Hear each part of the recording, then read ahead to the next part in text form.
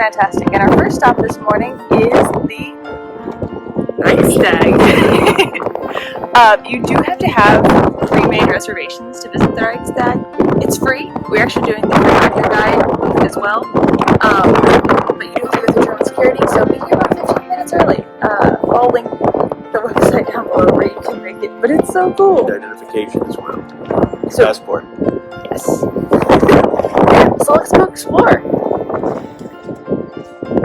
Hi, honey. What do you think so far? I'd like to thank the fine folks at Bass Pro Shop for this jacket because it's been beautiful and it's windy today. But it's beautiful, it's cold, and I'm really excited to get more into Berlin. This channel is not endorsed by Bass Pro. He just really likes the jacket because it's keeping him warm. And there's nothing wrong with that. Right.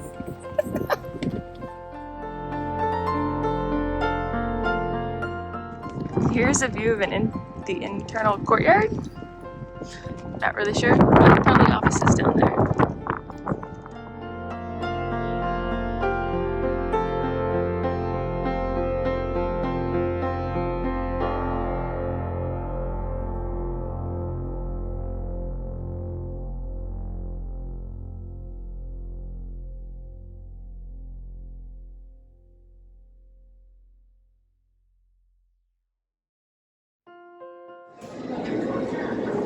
Alright, so over in the distance over here, we're still in the Reichstag building inside the dome.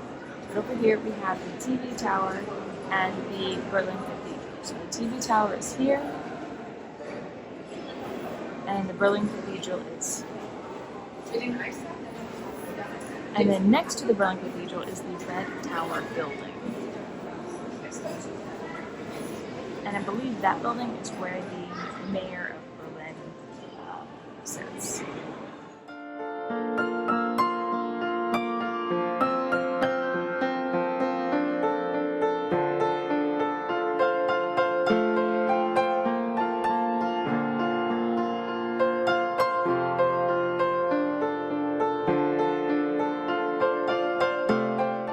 Alright, honey, what did you think about the Reichstag building? It was very cool. Interesting that the facade is the only thing that's really left over from the original construction, and that the inside is the only has been completely rebuilt. Good audio tour, good information from the photos, and loved that this dome, the mirrors in the dome, are to direct light into the chamber below, so that way it doesn't have to use as much electricity to light itself. And very cool place, very cool, fascinating to learn about another country's system of government.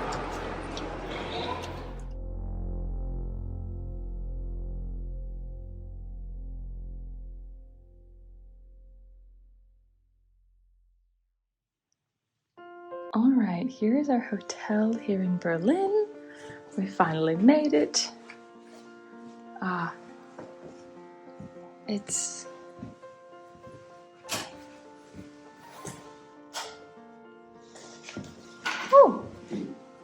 nice big bathroom. Hello. Yeah. I think that's a heater. I'm not sure. Hi, honey. Hello.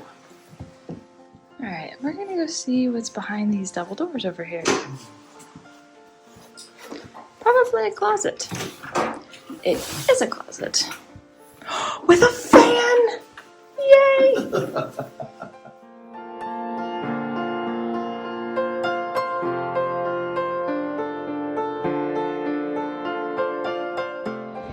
Alright, our second stop here in Berlin is a 4-hour walking tour. I'm a little intimidated, to be honest. We'll see how my feet hold up. But anyway, we got here on the S-Bahn. There's a station behind me. It's super easy to use. It's fairly inexpensive.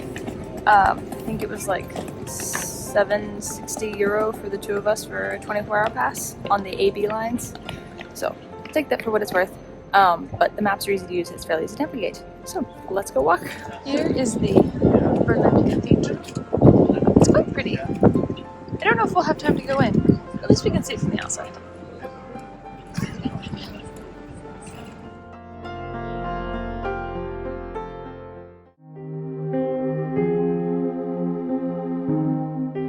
Alright, so I cannot pronounce the name of this building. And it has a long history, but inside now is a statue, a memorial that is a mother grieving her lost child in World War I. And it is open to the elements. I'll show a picture to show that no one is protected during war. The statue is rained and snowed upon, the sun shines on it. It's beautiful and heartbreaking.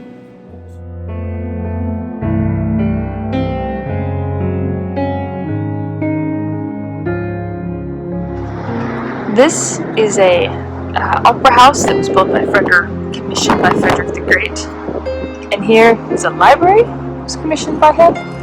And lastly, the Humboldt University, which unfortunately he did not get to see completed because he passed before then. But this square unfortunately has some other history, and that is that this square is where the book burning began in 1933, right before the start of World War II. The loss of all that knowledge and people no longer able to access the knowledge was just a precursor to the concentration camps and the horrors that happened there. Alright, if you're in Berlin and you have any interest in post-World War II history, this is Checkpoint Charlie. This was a West Berlin checkpoint for when people crossed from communist East Germany to Allied West Germany. This was it. There was guard posts in East Germany to stop people leaving, and they were very much welcomed in West Germany.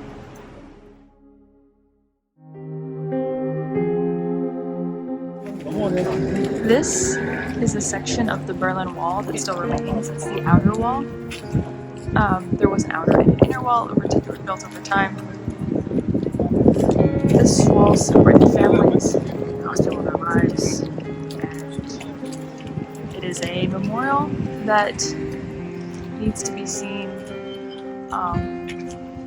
And I don't know if we can ever understand the people that built it, but it's something that there's a lot of history and pain surrounding this wall.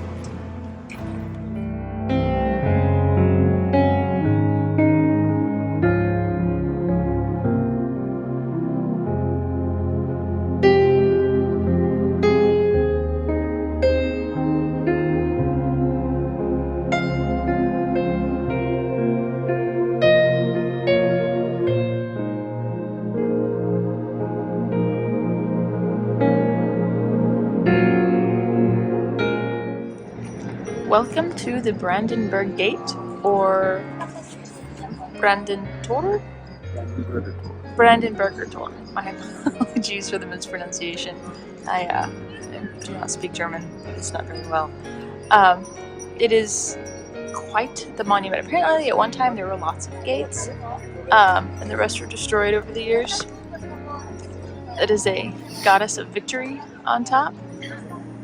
According to our tour guide, she was at one time stolen by Napoleon and then brought back later. And now her head was turned when she was brought back, and apparently she's staring daggers at the French embassy.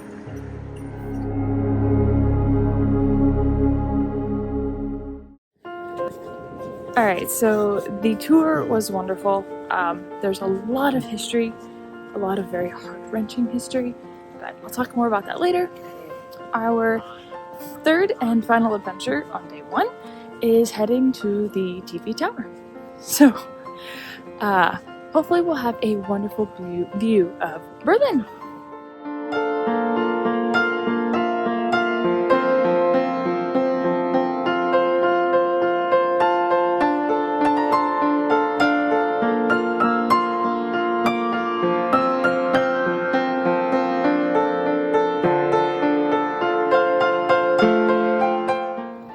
Had a wonderful dinner in the TV tower. 3 courses, wine, dessert, everything. Fantastic view. What did you think?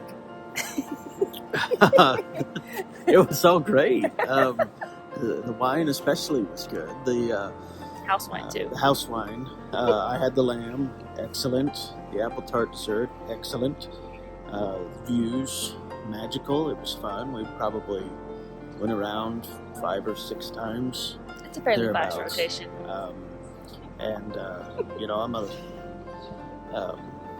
I feel the need to kind of rotate a little bit now that I'm down here on terra firma, as opposed to what I've just been doing for the last hour and a half. Just rotating.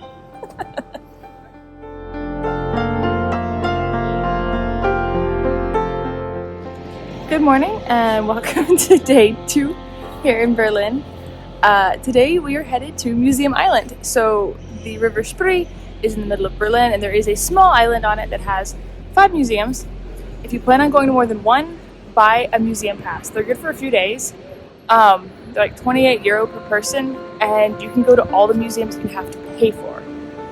You do have to schedule a time for some of them, but again, it's free once you buy the museum pass, or covered once you buy the museum pass. The only other thing you might be aware of is any of the museums that have to do with the events of the Second World War in regards to the victims of the Nazi regime or the Nazi regime itself.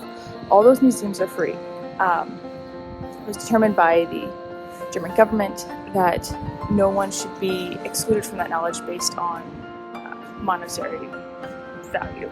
So all those museums are free to visit, but everything else you do have to pay for. But like I said, the museum pass is a great way to see them at a very reasonable price. So I don't know if I'll be able to record in the museums, but I can at least show you the outside and tell you what they're about. So let's go learn something. Here is one of the bridges to get onto Museum Island. You can see some of the museums over there. Aren't they pretty?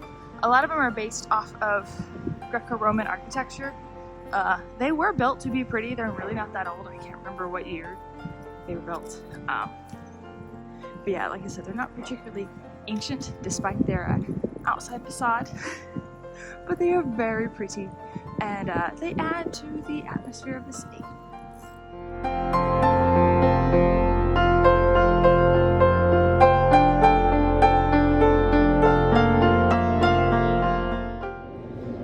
Okay, so our first stop today is the Pergamonmuseum, and it is incredible, seriously.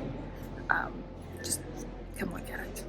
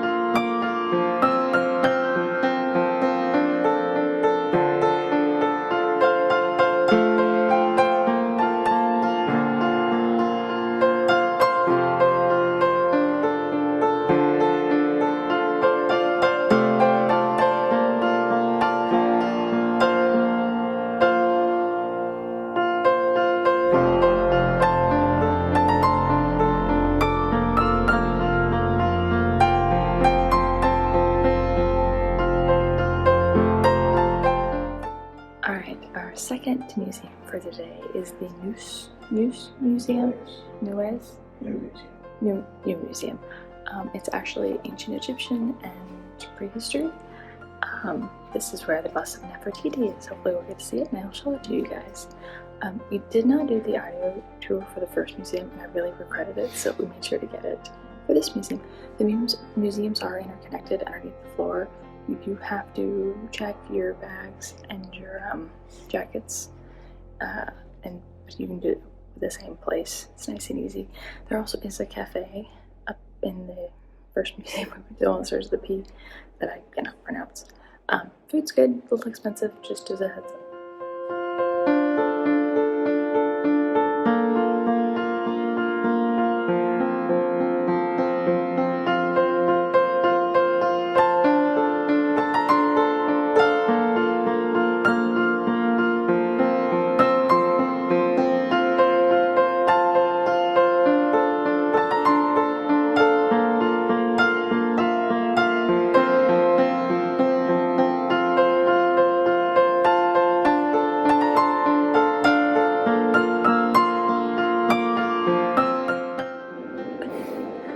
could not video in the room with Nefertiti, but the bust is beautiful, and if you're ever here, you definitely have to come see it. Hi, honey. We are on the 3rd floor. We're about to head to the 4th, and our feet are killing us after 2 very large museums. Alright, last one. So something to remember if and when you guys visit these museums is that they were, there was a lot of damage caused during World War II, and then a lot of the stuff was left open to the elements, and even then stuff that might have been packed away sometimes got stolen, and so there are a lot of recreations because of that. There's casts, there's images, but the actual artifacts are gone. Some of them have been returned over time, but a lot of stuff is just, it's gone.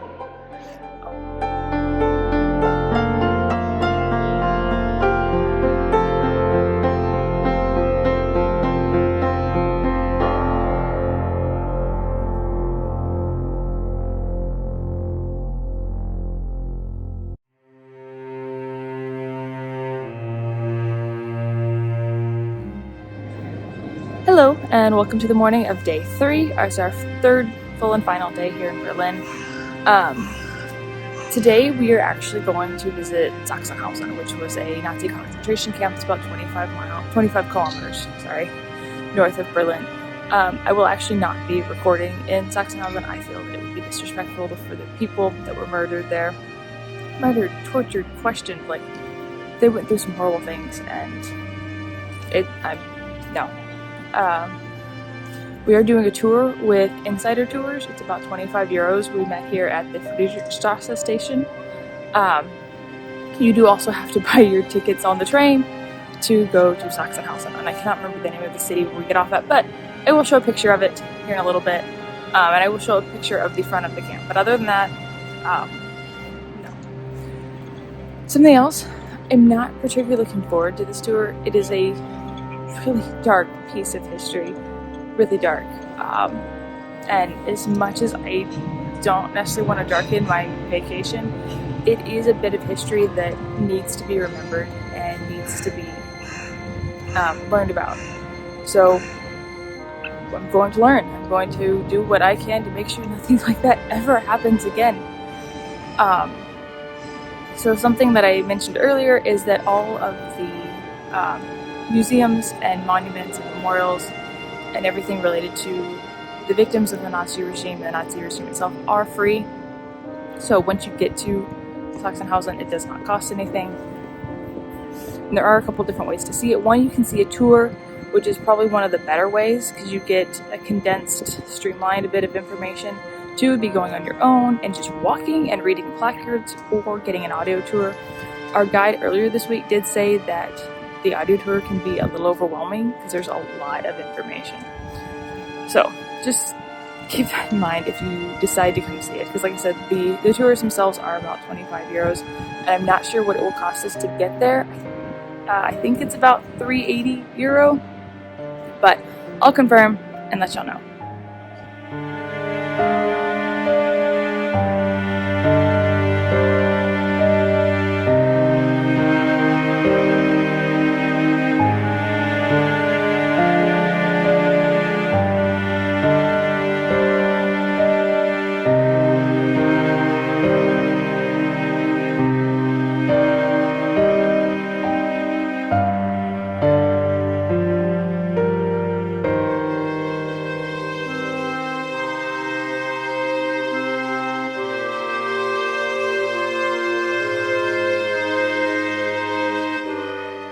Alright, so we went to Sachsenhausen. This is a very long tour if you're interested in doing it. It is 6 hours. 2 of those are travel time, getting to and from concentration camp. It is a physically and emotionally or mentally draining tour. A lot of walking tours are physically intensive, just due to the distance, but this one is definitely emotionally intensive, just because of how, just the atrocities that occurred. There are 15 different exhibits at Sachsenhausen that you can visit and read and learn about what happened to those people at that place. and it was used for a lot of medical experiments, and there were a lot of like political prisoners that were tortured for information there. Some people were just tortured to keep the morale low. Like, it was awful. And this wasn't even one of like the death camps. This was just where they practice their techniques to move them to the death camps. So if you're in Berlin, visit so you can keep the history alive. It is not an easy visit, but it's something that we should all do. Keeping history and understanding it and learning it. These people need to be remembered, deserve to be remembered. And what happened to them, how they died, how they were murdered, needs to be remembered so that we do not repeat it. Alright, behind me is the Tiergarten. It is a 207 hectare park, and nestled within it are memorials for the different groups of people that were targeted during the Nazi regime, from the Roma and Sinti people, more nomadic people, the members of the gay community in regards to homosexualities, and obviously, and then even their own German ministers that opposed the regime early on. All of them and others, along with the Jewish community, have memorials here within the Tiergarten, and it's eye-opening to walk among the trees and come across a memorial. So if you do visit Berlin, make sure to take a moment and reflect upon the people that remembered here.